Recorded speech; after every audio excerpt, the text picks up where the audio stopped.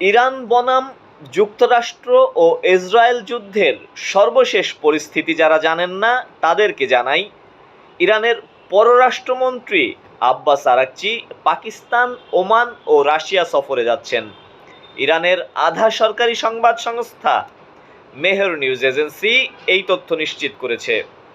মেহর news জানায়, এই সফরের উদ্দেশ্য হল দ্বিপাক্ষিক পরামর্শ, আঞ্চলিক বর্তমান পরিস্থিতি নিয়ে আলোচনা এবং ইরানের বিরুদ্ধে যুক্তরাষ্ট্র ও ইসরায়েলি শাসনের আরোপিত যুদ্ধের সর্বশেষ অবস্থা পর্যালোচনা করা। এদিকে ইসরায়েল ও লেবাননের মধ্যকার যুদ্ধবিরতির মেয়াদ বেড়েছে আরও ৩ সপ্তাহ। ট্রাম্প জানিয়েছেন, যুক্তরাষ্ট্রের জন্য উপযুক্ত ও লাভজনক না হওয়া পর্যন্ত ইরানের সঙ্গে কোনো চুক্তি নয়।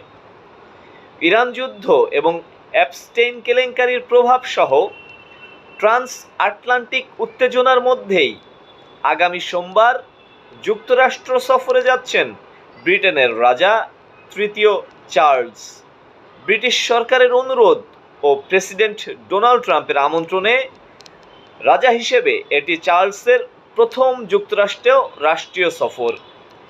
এপ্রিলের শুরুতে এক জনমত জরিপে দেখা যায়, ব্রিটিশ নাগরিকদের মধ্যে 48% মনে করেন এই সফর বাতিল হওয়া উচিত।